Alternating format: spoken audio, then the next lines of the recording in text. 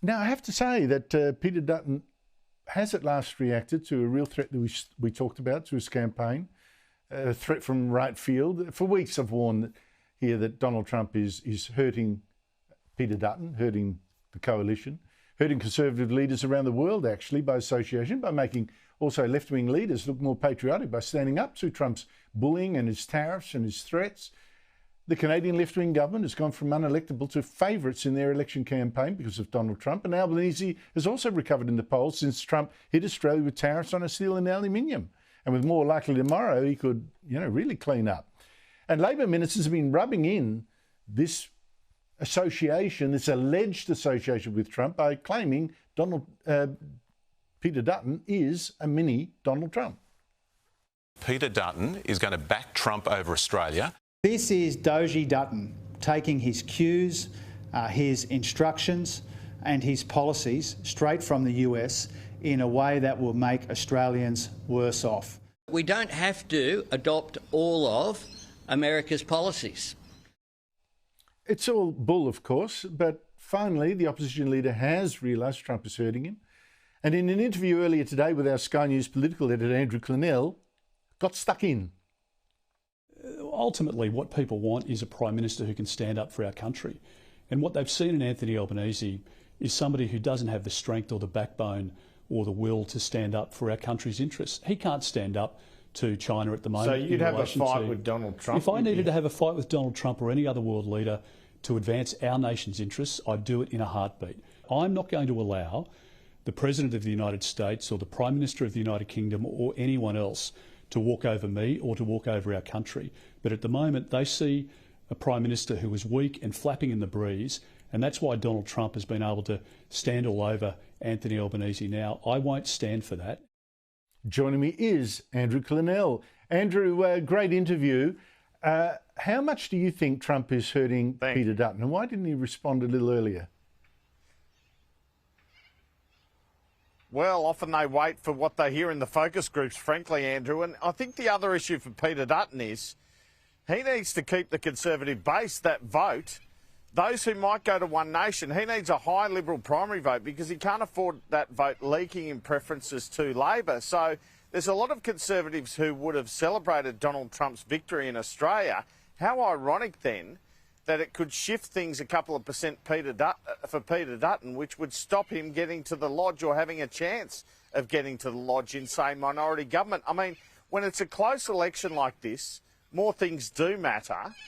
And we had Laura Jays doing Vox Pops out in the seat of Robertson, the marginal seat today, where a lady compared Peter Dutton to Donald Trump. Labor believes they can make this comparison. They think when he says things like, I'm looking to cut heads in the education department, that they can tie him to what Trump's doing. And Trump is unpopular amongst a lot of Australians. So you're spot on in saying this has emerged, crazily from my point of view, to be an election issue for Peter Dutton, when a few months ago you might have said Anthony Albanese's inability to get a phone call would be a negative in this campaign.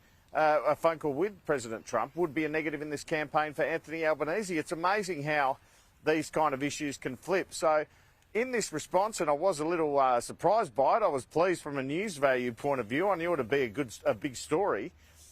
You can see that Peter Dutton is trying to tell Australians, look, I'm not going to suck up to this guy. I'm not going to be some sort of puppet for this guy. We're still going to get our nuclear submarines, even if I take him on, and I will take him on. And don't forget the timing of this too, Andrew, because it's a day before tomorrow morning, our time, Donald Trump will have made his decision on tariffs, and from what Anthony Albanese is saying, it doesn't sound like Australia's getting any sort of exemption. Oh, I doubt that we will. But this is the whole thing. I thought the Trump thing, and I've said it for some time, that the real message of the Trump thing is not the revolution. It's not to say, Trump's our man. I think a lot of so-called conservatives in Australia have lost their heads on that. It is to say, the public wants someone who's going to fight to make their country come first, like Donald Trump is fighting for America. It's not to ape Trump, it's to say, listen, make Australia great again. And that involves, bang, what would Trump do if he was the Prime Minister here with a guy like him in Washington? He'd go for the throat. That's what he'd do, stand up for Australia. And I think Dutton, if he refines that message, can win. Yeah, well, there's no doubt when you're behind, as he is, and the incumbent's got a lot more seats, you've got to take a few risks. Now, it's a bit like being way behind in an AFL game. You know, you've got to come off your defenders and take the risk. Or your defenders have to come off the forwards and try and push the ball forward and score more goals and take the risk you'll get goals kicked against you. So I think we're almost at that point. He can play it safe, Peter Dutton. I think he is a bit. And just squeak sort of close. But he's got to get a lot closer, even to win next time. So, I've got a thought both ways, really. He can play it safe and sort of win a few seats and get closer for next time, or he can absolutely go for broke and risk that his position would get even worse. But I was quite surprised that they decided to repeal Labor's tax cuts. And I don't think it's a coincidence their numbers went down 2 points since then. So I think you got the combination of a better budget week for Labor compared to Peter Dutton's budget reply, the opposition opposing the tax cuts, and now this Donald Trump effect, which we'll see more of with this tariff story. You've just got a whole lot of things that aren't going Peter Dutton's way at the worst possible time for him at the moment. I guess it's not the worst of all possible times because pre-polling's not for a couple of weeks. He has time to gain some momentum, but he needs some big policy to get hold of that momentum because at the moment it seems like he's yeah.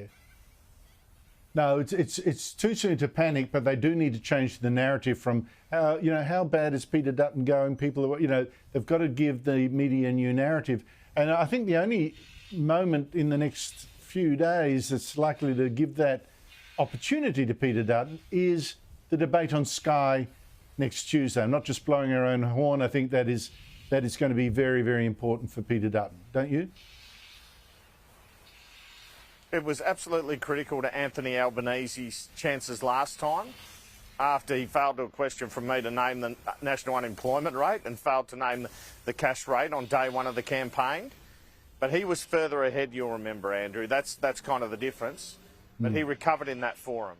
And let's face it, he should win this debate, Peter Dutton. He's got a lot to work with. 3 years of Labor, the failed Voice campaign, everyone's cost of living going way through the roof, 15 to 20%. He really needs to have a stellar performance on Tuesday night.